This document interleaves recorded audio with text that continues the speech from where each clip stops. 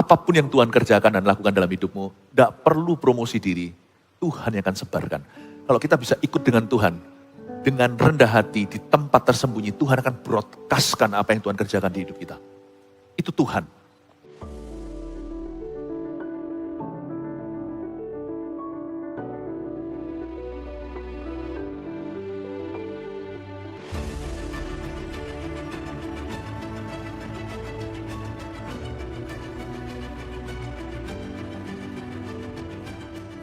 Jikalau di dalam hadiratmu ada 1001 rasa yang hambamu rasakan, ada satu sekarang yang utama, yaitu rasa aman dalam Tuhan. Tenang teduh, kami tahu. Kami tahu siapa yang memanggil kami, siapa yang memilih kami. Kami tahu kepada siapa kami percaya. Terima kasih Tuhan, Kau bukan hanya baik, Kau berkuasa. Kau adalah pribadi yang paling dan maha kuasa di seluruh alam semesta.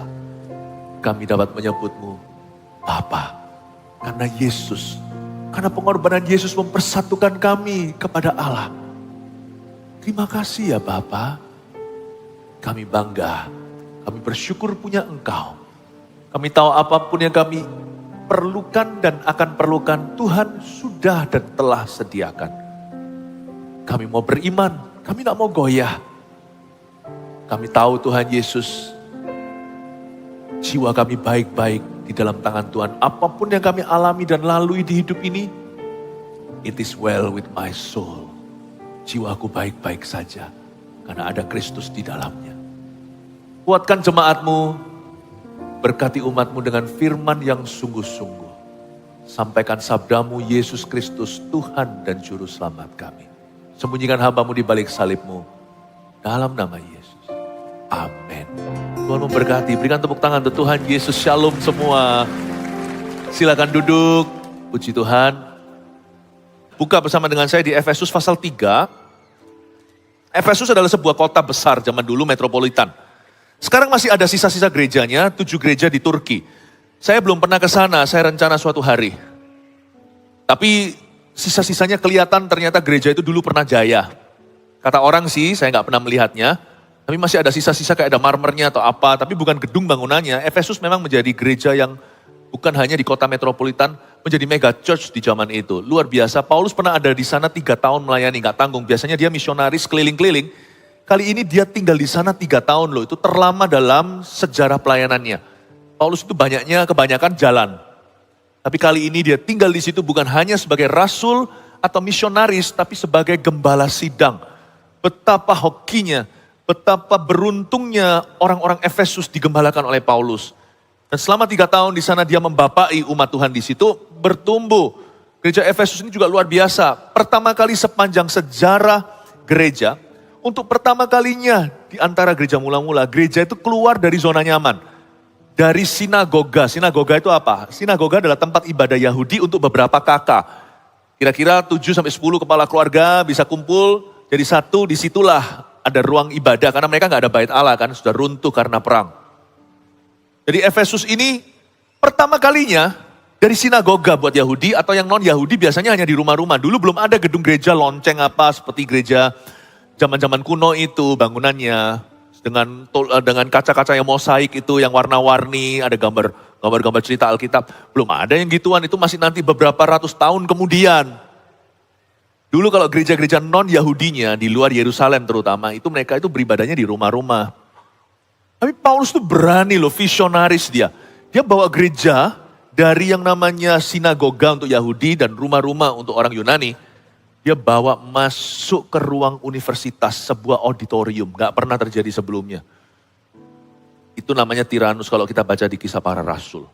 Dia bawa ke sana, bukan karena sok-sokan. Karena memang mereka itu bercampur baur dengan orang-orang di sinagoga, itu toxic relationship. Hubungannya itu sangat-sangat meracuni. Karena orang-orang Yahudi itu selalu memberitakan, Yesus gak cukup, Yesus gak cukup. Yesus plus Musa, roh agamawi. Harus disunat kalau mau masuk dalam kerajaan sorga. Sunat daging atau sunat lahiriah itu percuma kalau hatinya tetap jahat. Jadi yang Paulus ajari mereka lewat Injil adalah roh pertobatan, bukan sunatan. Jadi Paulus membawa mereka keluar ke sebuah ruang Tiranus. Jadi waktu itu Paulus sangat visionaris, belum pernah ada sebelumnya sejak zaman Abraham, sejak zaman Musa, gak ada sejak zaman Yosua, Raja Daud. Di kemah tenda pernah, tetapi dia bawa itu ke auditorium, bayangkan. Gereja di mall juga gak ada zaman itu, gak ada mall soalnya. Jadi luar biasa ya, supaya kita mengerti supaya kita mengerti, supaya kita memahami kitab Efesus latar belakangnya, kita tahu bahwa Paulus ini orang yang sangat secure. Dia ini bukan tipe orang yang suka meniru-niru, ngikut-ngikut orang lain. Dia tanya Tuhan, dan hatinya aman. Dia tahu apa yang boleh berubah, apa yang tidak boleh diubah. Paulus tidak mengubah keyakinan iman. Paulus tidak mengubah DNA hukum Allah. Paulus hanya ubah strateginya. Dan belum ada orang sebelumnya. Dia bisa berani melangkah. Berarti orang ini memang bukan hanya visionaris bisa melihat ke depan. Dia ini lebih modern daripada orang-orang sebayanya. Zaman itu belum ada satu rasul yang seberani ini. Seinovatif ini. Berarti Paulus itu memang tahu panggilannya. Dia tahu bahwa tugas utamanya adalah menggembalakan orang-orang non-Yahudi. Karena Paulus adalah rasul kepada bangsa-bangsa. Sama orang Israel sendiri dia ditolakin. Tapi Petrus gak bisa sejauh itu. Paulus itu sampai Roma, bawa Injil ke orang Itali, hingga beritakan firman sampai ke Spanyol juga. Dalam sejarah tidak ditulis di Alkitab, namun di dalam surat Roma dituliskan bahwa aku ingin dalam perjalananku ke Spanyol mengunjungimu. Ini orang lebih jauh. Tapi saya ingin kita untuk mengerti bahwa seorang yang mengenal panggilan Tuhan atas hidupnya, dia gak akan ikut-ikutan. Dia akan dengar-dengaran. Dia akan dengar-dengaran dengan Tuhan. Orang yang mengenal panggilannya lebih gampang dituntun karena dia sudah berada di jalurnya. Tuhan tinggal bilang A, dia jalan A. Tuhan tinggal bilang B, dia jalan B. Orang yang mengenal panggilannya dengan jelas, dia tahu dia siapa, dia tahu dia bukan siapa. Orang seperti itu gak akan buang-buang waktu, gak akan berputar-putar di padang gurun. Gak akan ada trial dan error yang gak perlu. Gak perlu nabrak tembok dulu. Orang seperti itu sudah ngerti blueprintnya, sudah punya rancangan di dalam hatinya. Orang seperti itu sudah tahu jalur hidupnya. Dia gak akan iri sama orang yang punya lebih, dia gak akan sombong dibandingkan dengan orang yang kurang. Dia gak akan minder, dia gak akan tinggi hati. Dia persis berada di tempat di mana Tuhan memanggilnya dan dia berbuah lebat. Dan kalau Tuhan memberi dia strategi baru, dia gak takut untuk mencoba. Dia gak berkata, tapi orang lain belum ada satupun yang mencobanya. Dia tetap jalan. Karena dia tahu apa yang berkenan pada Tuhan, dia tahu apa yang adalah kehendak Tuhan, apa yang bukan. Dia gak boleh mengubah Injil. Injil tetap sama, 10 perintah Allah dia tidak gubah, tidak diotak-atik, ada perintah Allah ke-11.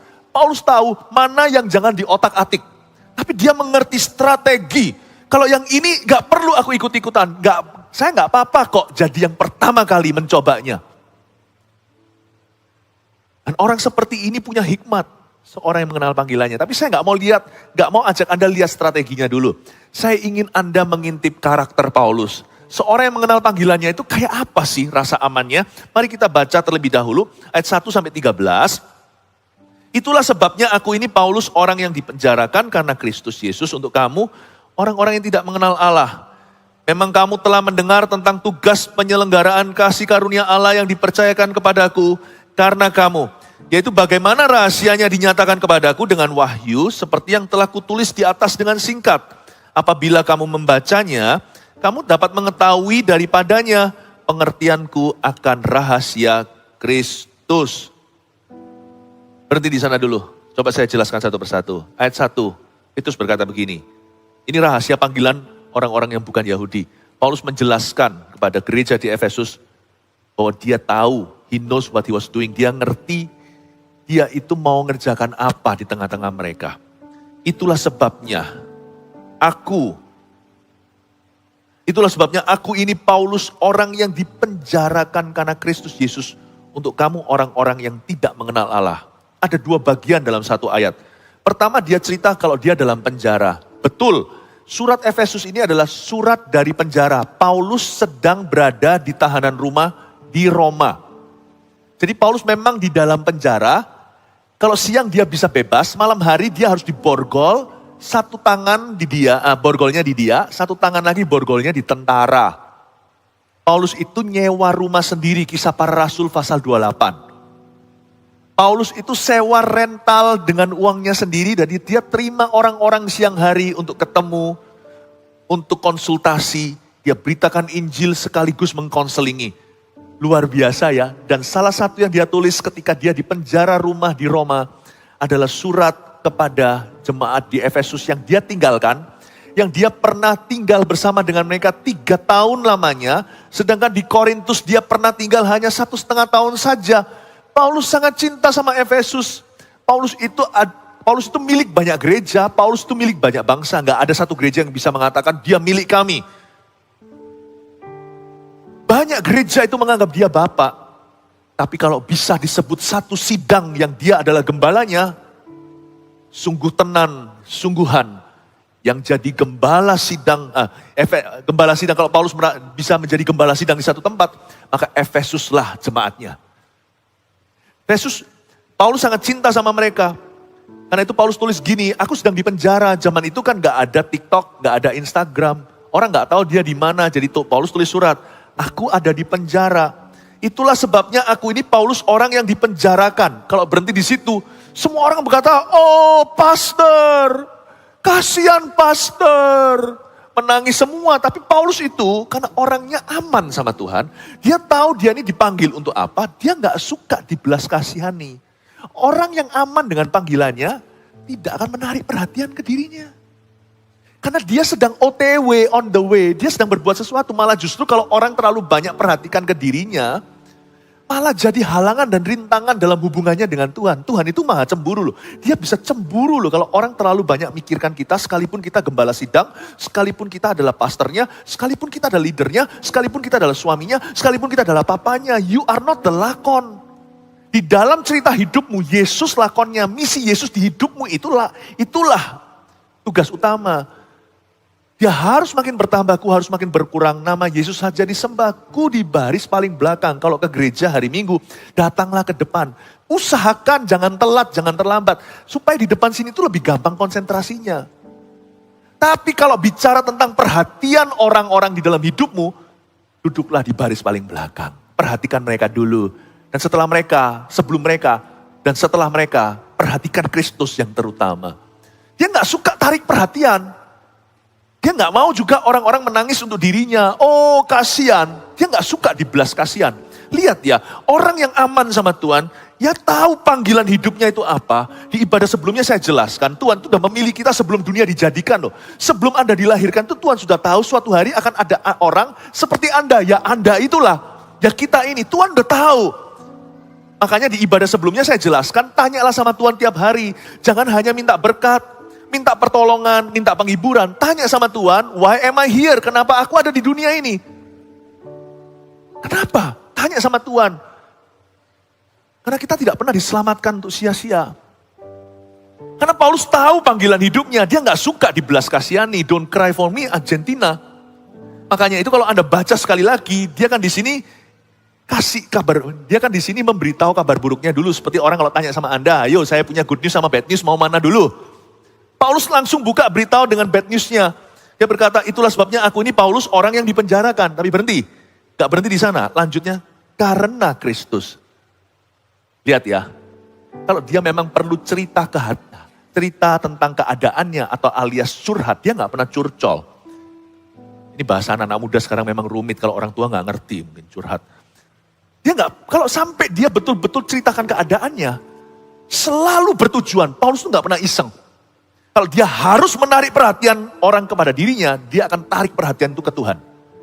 Ingat ya, panggilan kita apa, profesinya beda. Kita masih bertanya-tanya, apa ini, apa itu, aku tidak tahu yang mana yang kehendak Tuhan, yang mana adalah kehendak Tuhan yang sempurna, nggak apa-apa, kita masih belajar. Satu hal ini sudah pasti 100% kehendak Tuhan. That you point all eyes to Jesus in your life. Ini sudah kehendak Tuhan, gak usah ditawar bahwa kita harus mengarahkan semua mata orang di dalam hidup kita kepada Tuhan, bukan pada diri kita sendiri.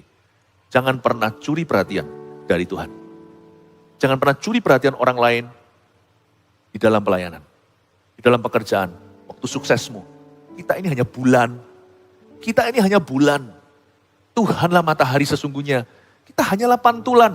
Jadi kalau kita sukses selalu berkata, ini semua karena Tuhan. Pakai platform suksesmu itu untuk menceritakan pada orang how good the Lord is. God is good all the time. Ceritakan sama mereka bagaimana baiknya Tuhan. Bukan sebagai sok-sokan, orang-orang yang suka sok rohani, ya dikit-dikit, oh puji Tuhan, tetapi nggak enak gitu loh. Itu cuman buat entah candaan atau munafik sekali perkataan. Tapi kalau kita bisa menceritakan sungguhan kenapa puji Tuhan, orang akan lihat, oh iya ya, Tuhanmu baik. Alihkan perhatian ke Kristus, bukan ke dirimu. Demikian pula saya tidak akan, kalau lagi misalkan ada gawean atau ada urusan, atau misalkan, saya masih ingat kok, waktu saya sakit lutut aja sekarang saya bisa cerita karena udah lewat. Waktu saya sakit itu saya usahakan sembunyikan dari Anda loh. Bukan gak tahu, leader-leader pada tahu dan mendoakan. Jemaat juga tahu lah waktu kaki saya bengkak, saya duduk begitu. Tapi kan saya, I don't talk about it. I don't talk about it. Karena posisi saya itu posisi high profile. Saya ngomong apa itu jadi bisikan. Nah kalau saya duduk di sini berapa bulan yang lalu, masih ingat gak setelah saya operasi? Lalu saya cerita tentang lutut saya. Wah, akhirnya orang, Tuhan nanti akan berkata, loh kok kamu cerita tentang lututmu, kok gak cerita tentang salibku? Enggak tuh, sekarang udah lewat aja. Saya duduk di sini, saya ngajarkan firman, ingat gak? Saya ajarkan satu-satu firman, saya tidak tarik perhatianmu kepada keadaanku. Tidak relevan buat dirimu. Cukup beberapa orang, asal ada 5 roti 2 ikan, ada 7 orang yang doakan saya, udah cukup samping keluarga dan beberapa leader aja. Jangan tarik perhatian pada dirimu. Merit, ulang tahun, jangan tarik perhatian ke diri Anda. It's never about you. Ministry is never about your family. Pelayanan bukan tentang keluargamu. Kepemimpinanmu itu bukan tentang dirimu, kau hamba di dalamnya. Apapun juga. Anniversary, apapun juga. Berapa kali saya dan istri saya bisa terselipkan padahal saya adalah public figure. Udah lewat ini, Agustus kemarin, wedding anniversary kami. Kita diam-diam cuma ada beberapa yang tahu. Karena semua orang sibuk, it's never about us. Paham maksud saya Bapak Ibu Saudara? Karena sekarang itu zamannya apa? Sekarang itu zaman semua orang mau eksis, semua orang mau bikin konten. Hati-hati loh, Tuhan tuh bisa cemburu loh. Since when? Sejak kapan? Hidupmu itu tentang dirimu. Since when? Dia harus makin bertambah. Ku harus makin berkurang. Kejayaan seseorang di hati Tuhan itu tergantung siapa yang mau duduk di baris paling belakang. Biasanya orang seperti itu, urapannya akan menjadi-jadi. Bapak Ibu Saudara, kalau Anda mau dipromosikan oleh Tuhan dalam pekerjaanmu, dalam pelayanan or whatever, harus terapkan ini. Don't cry for me Argentina, even when I have a reason for you to cry for. Meskipun saya kadang-kadang punya alasan untuk Anda tangisi. Misalkan ini ceritanya, saya tetap tidak boleh tarik perhatian kepadaku. Karena kalau saya tarik perhatian apapun, saya akan tarik perhatian kepadamu. Untuk jemaat, untuk orang lain. Jemaat Mount Sharon harus punya nilai seperti itu. Itulah sebabnya aku ini Paulus, orang yang dipenjarakan karena Kristus. Dia beritahu, jangan lihat ke penjaraku, aku cuma cerita sama kamu. Aku ini di penjara waktu nulis ini. Karena kamu keluargaku, ini kan jemaatnya. Efesus itu dekat sama Paulus. Efesus itu bukan cuma wilayah kerasulannya. Efesus itu adalah jemaatnya. Paulus bukan hanya rasul saja di sana. Paulus bukan hanya misionaris. Paulus itu gembala sidang. Kalau tempat lain mereka berkata apostle, Mr. Apostle. Di sini mereka panggil dia pastor. Paulus berkata, aku di penjara karena Kristus. Enough about me. Don't feel sorry for me.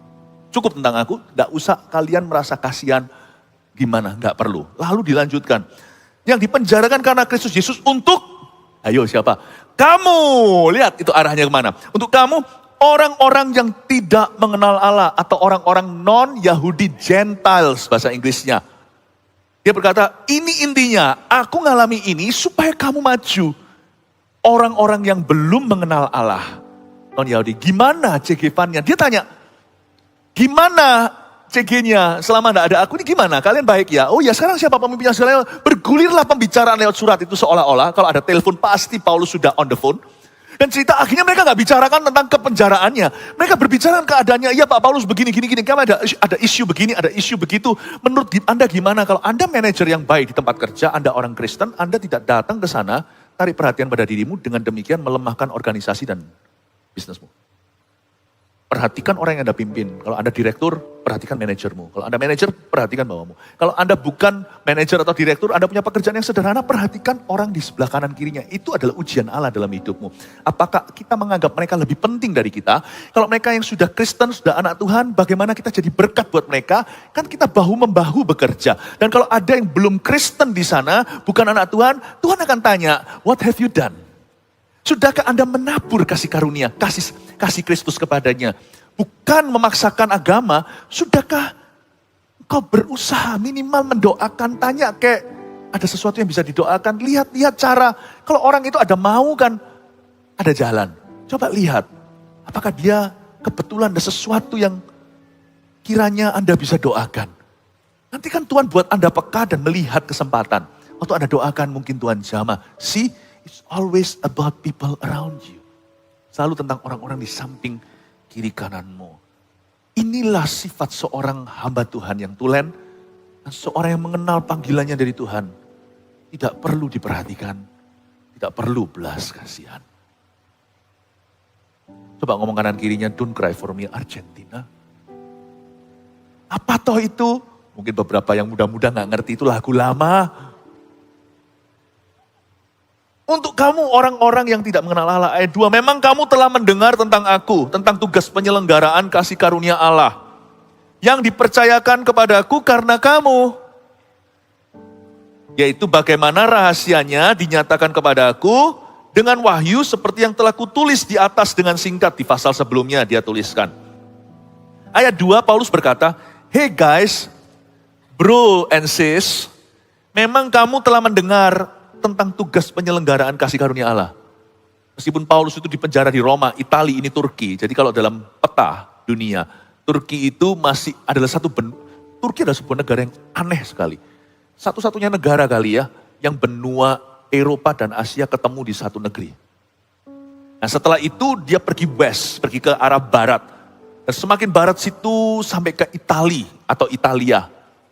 Tapi Paulus gak sampai Prancis dan segalanya, berhenti di Italia, mati di Roma. Dan Paulus bawa Injil ke sana, tapi loh aneh, zaman belum ada internet, belum ada sosial media. Dengar tuh orang-orang apa yang Paulus lakukan, bagaimana Allah memakainya. Sungguhan, apapun yang Tuhan kerjakan dan lakukan dalam hidupmu, gak perlu promosi diri, Tuhan yang akan sebarkan. Kalau kita bisa ikut dengan Tuhan, dengan rendah hati di tempat tersembunyi, Tuhan akan broadcastkan apa yang Tuhan kerjakan di hidup kita. Itu Tuhan. Memang kamu telah mendengar tentang tugas penyelenggaraan kasih karunia Allah yang dipercayakan kepadaku karena kamu. Orang yang mengenal panggilannya tidak perlu untuk promosi diri. Jangan pernah ya, baik itu dalam dunia kerja, atau untuk membuktikan dirimu, atau untuk menjelaskan kepada semua orang. Paulus itu mengalami pergumulan. Paulus ini beda dengan Petrus. Petrus memang mengalami aniaya, tetapi di dalam gereja dia dielukan. Petrus, Yohanes, Yakobus sudah mati. Anak-anak Zebedius. Ini semua adalah rasul-rasul anak domba Allah. Kan mereka semua terima Yesus. Jadi mereka ini diagungkan, Petrus semuanya. Makanya itu Petrus tidak perlu lagi mendapat pengakuan. Paulus beda. Paulus itu yang lahir bungsu, dulu penganiaya jemaat. Bahkan ada perdebatan di antara ahli-ahli teologi, seharusnya yang menggantikan posisi Yudas sebagai Rasul 12 itu Paulus. Tapi waktu di Kisah Rasul pasal 1, Petrus terburu-buru. Nah ini adalah salah satu pendirian. Ahli teologi sama-sama membicarakan. Ada yang berkata Paulus itu tidak termasuk 12 Rasul anak domba. Tapi ada yang berkata Paulus itu termasuk. Harusnya Petrus tidak memilih Matias, Matias itu dipilih dengan dadu. Dipilih dengan undian. Tapi tetap ya Tuhan hargai semuanya karena ini tidak prinsip-prinsip benar. Gak usah debat kalau sesuatu yang tidak prinsip. Oke aja, buktinya Matias dipilih pakai dadu tuh diundi. Terbukti dalam sejarah, Matias itu menjadi seorang hamba Tuhan yang diurapi. Menjadi seorang martir di sebuah negara di luar negeri. Matias menjadi benih kebangunan rohani di sebuah negara. Tapi Paulus, mungkinkah dia itu rasul ke-13? Enggak termasuk 12 itu, rasul luaran. Atau rasul yang ke-12? Enggak pernah ada jawaban. Jadi Paulus itu dari dulu agak sulit mendapat pengakuan. Petrus semua siapa enggak tahu Kefas. Siapa enggak tahu Kefas? Tapi kalau Paulus dia harus bawa laporan kemenangan. Dari Antioquia dia bawa ke Yerusalem, dia setel semuanya. Ini bukan LED ya, tapi lewat cerita, dia cerita. Baru setelah itu shake hand, salam-salaman, tabik-tabikan dengan Kefas, dengan Yakobus. Siapa nggak tahu Yakobus? Yakobus itu yang menulis surat Yakobus, bukan anak Zebedeus. Yakobus yang menulis surat Yakobus di Alkitab kita itu Ibrani Yakobus. Itu adalah adiknya Yesus Kristus. Itu anak hasil pernikahan Ibu Maria dengan Bapak Yusuf. Yusuf dan Maria. Kalau Yesus kan tidak lahir dari sperma, tapi dari kandungan mama. Tapi kalau Paulus perlu pengakuan, sulit dia. Untuk dia menjelaskan, coba lihat dalam surat-suratnya. Petrus enggak, saya Kefas sudah gitu aja lah. Enggak terlalu gimana. Paulus selalu tulis dulu, Rasul Yesus Kristus kepada bangsa-bangsa, bla bla bla, oleh kehendak Allah. Yang menerima pewahyuan ini dari Tuhan, dia harus menjelaskan diri, bukan promosi. Dia tulis itu kepada gereja-gereja yang dia dirikan. Coba saya ajak Anda mencerna. Kesulitan jadi seorang Paulus. Paulus itu baru tenar setelah mati. Menurut saya malahan sekarang ya kalau saya boleh pilih ya, saya bisa interview 1 jam. Ini cuman omong kosong nih, gak mungkin terjadi karena dalam Kristen tidak ada reinkarnasi. Gak boleh ngomong-ngomong sama orang mati. Mereka kan sudah meninggal dunia. Kalau saya boleh interview, saya pilih interview Paulus dulu daripada Petrus. Paulus itu menjadi kesayangan gereja-gereja non-Yahudi seperti kita. Karena dia punya hati untuk kita. Paulus itu baru tenar nanti. Semua orang sekarang gak ada yang ragu dia itu adalah rasul. Jadi ngerti sekarang ya.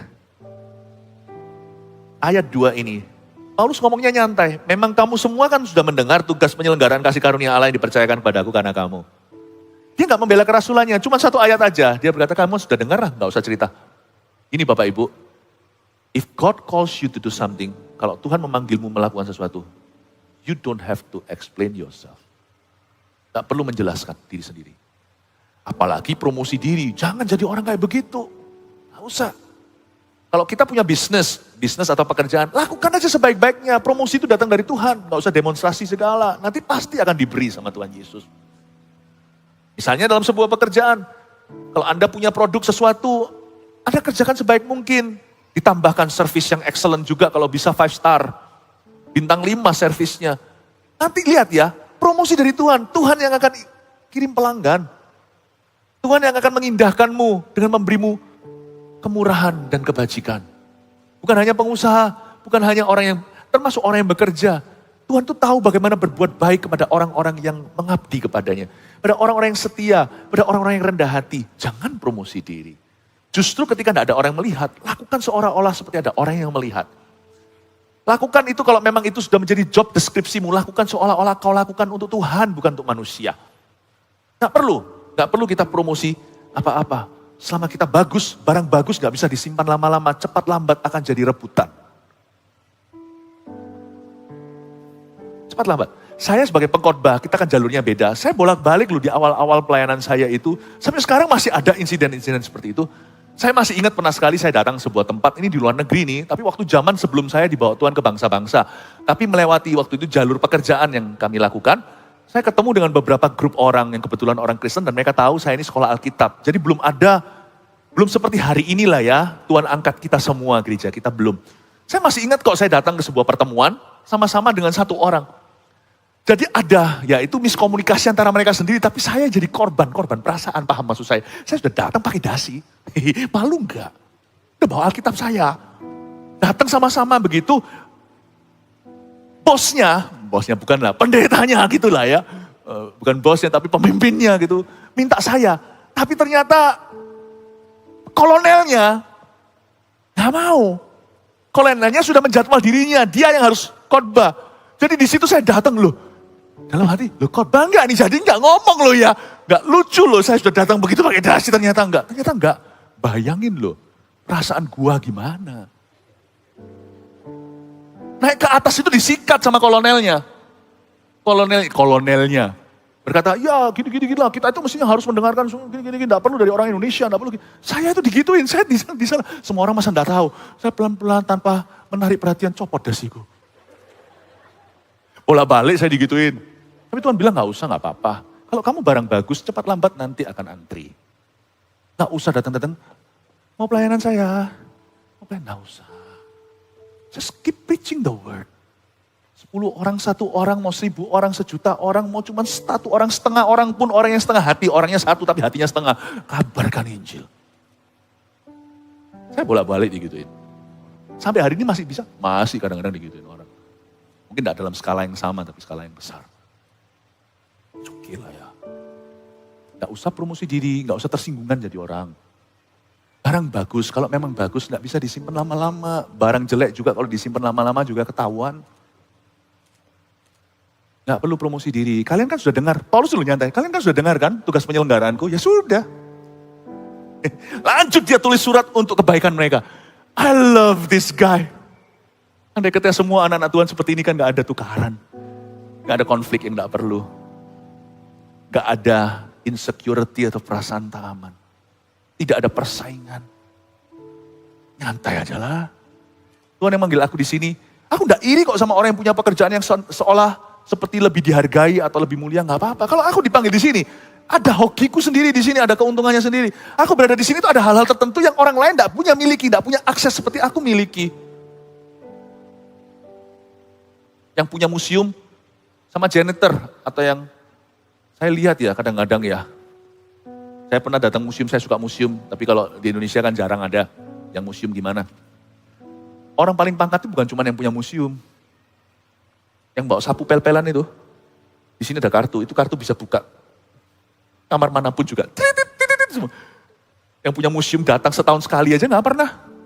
Dia bisa nikmati semua ilmu pengetahuan itu dengan bebas biaya. Everyone has their glory from the Lord. Setiap orang punya kemuliaannya sendiri. Jangan iri, jangan sombong, jangan minder. Lakukan tugasmu, kerjakan ladangmu. Percayalah Tuhan akan baik Tuhan baik dan dia akan tetap baik dalam kehidupanmu. Orang yang mengenal panggilannya itu nyantai sekali. Saya suka sekali spiritnya Paulus ini. Gak perlu promosi diri, gak perlu menjelaskan segala sesuatu. Ya, moral cerita dari apa yang saya sampaikan sekarang, kalau mau datang kemana-mana, tunggu dulu kepastian baru pakai dasi.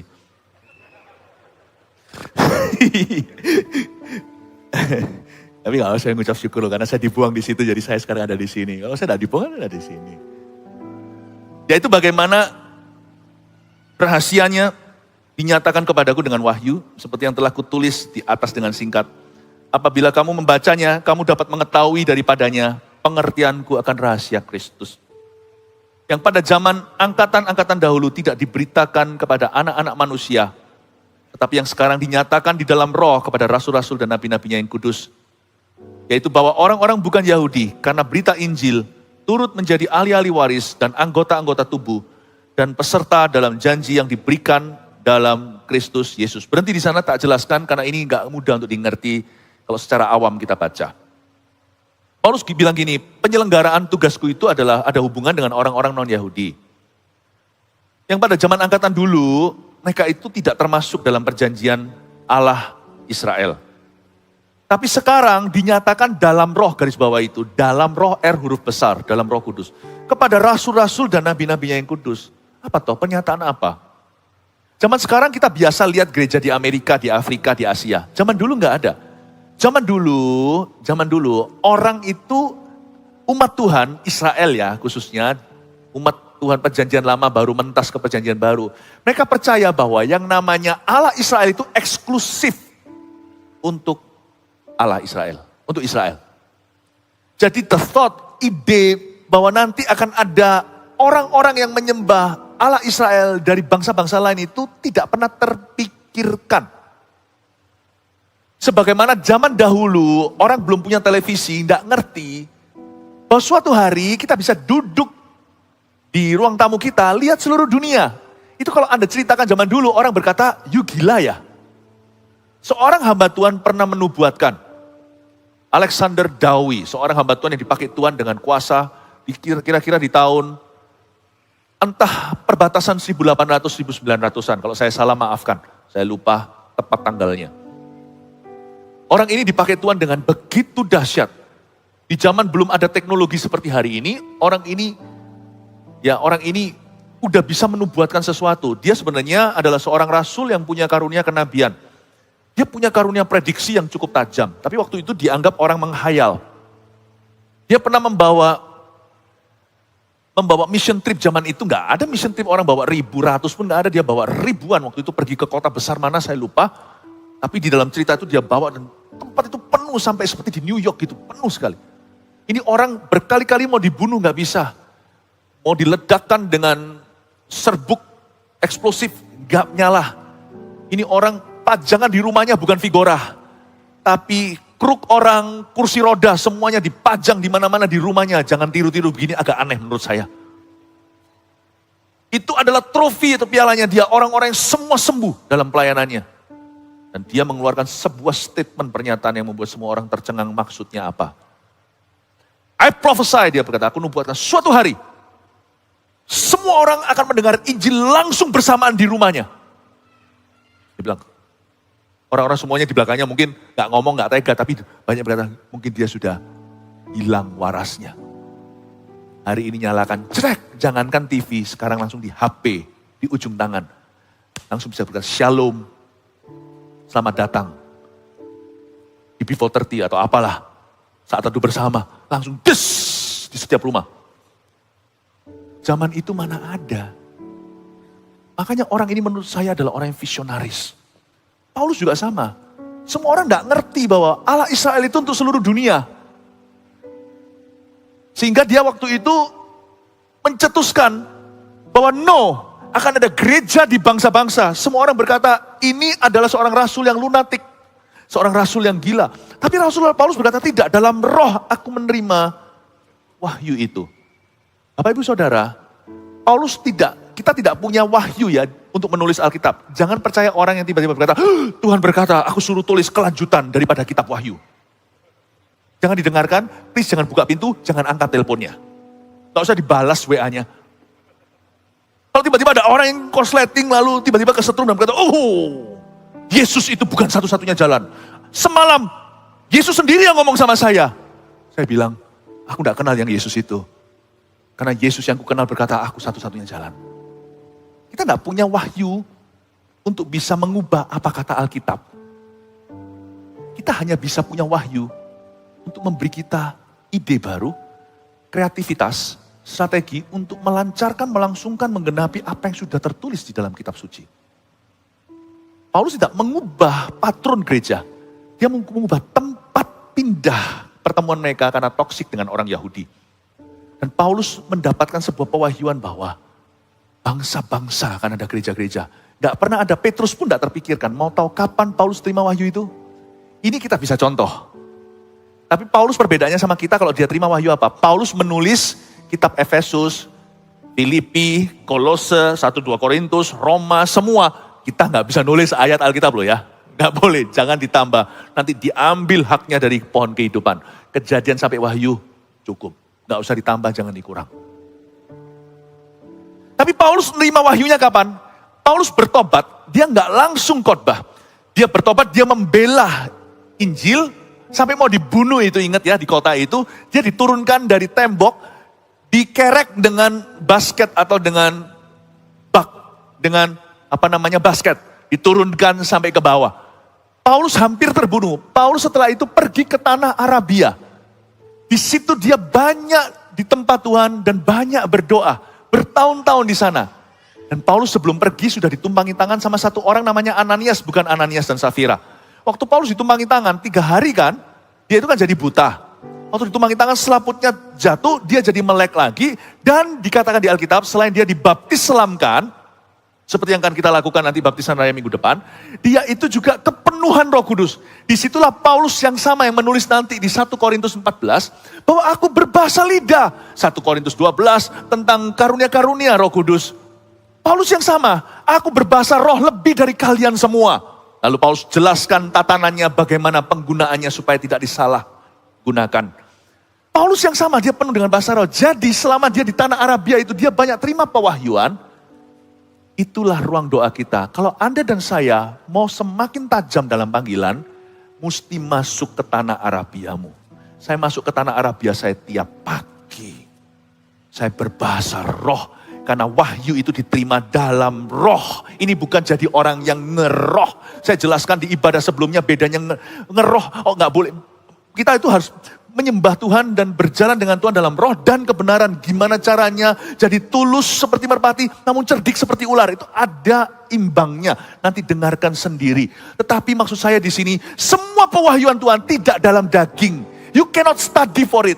Anda bisa dapat S1 sarjana, dapat master pun percuma kalau tidak ada pewahyuan Allah. Tidak akan ada percepatan, tidak akan ada kuasa Allah yang bekerja di dalam whatever you do, apapun yang kau lakukan. Tetap kuncinya Tuhan letakkan di dengkul kita, di lutut kita. Yaitu ketika kita masuk ke hadirat Allah, makanya saat teduh itu penting sekali. Makanya kita harus punya hidup doa.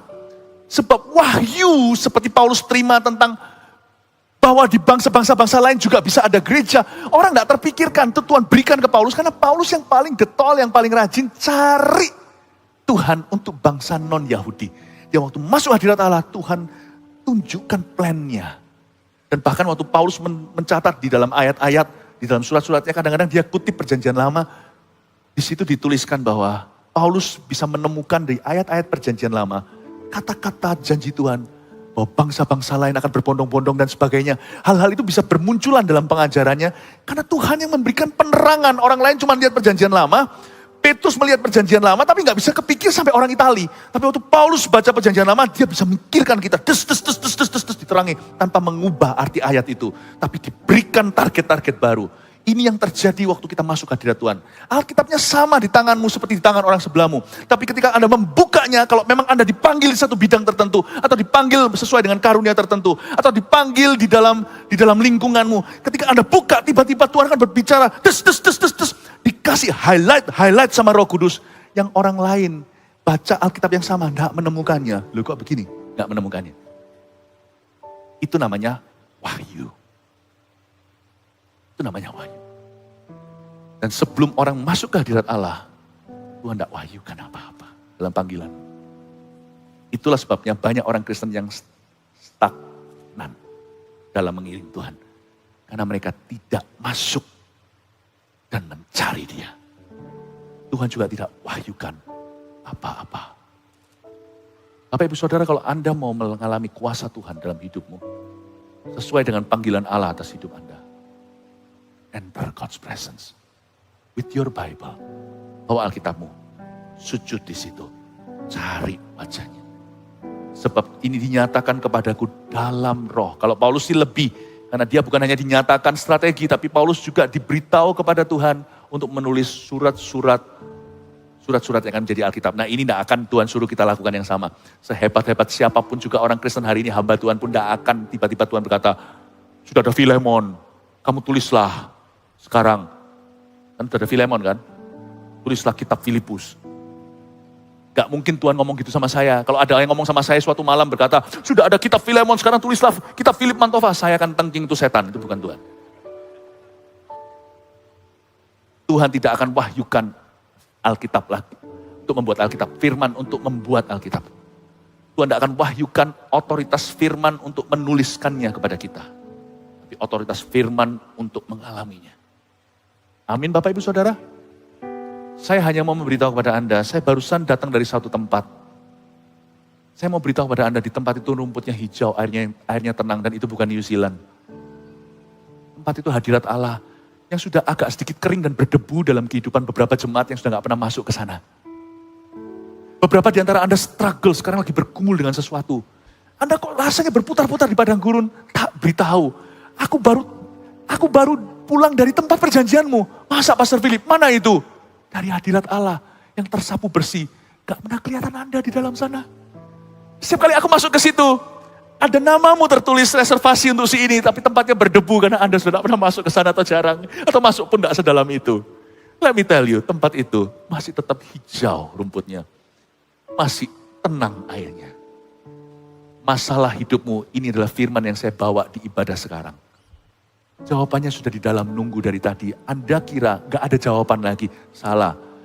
I just came from saya barusan pulang dari tanah perjanjianmu. Kapan? Tadi pagi waktu saya sembahyang. Tuhan beritahu sama jemaat ya. Beberapa di antara mereka udah mulai malas datang. Aku udah nunggu. Jawabannya di sini.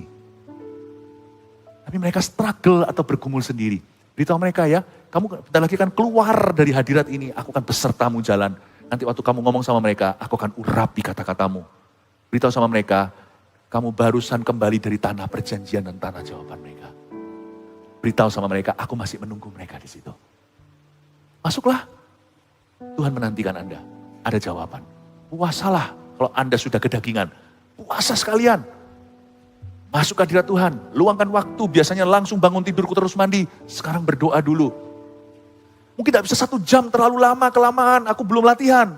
Orang kalau sudah lama gak fitness tiba-tiba suruh push up 1 kali ya akan sakit semua atau nggak mampu, mungkin pelan-pelan.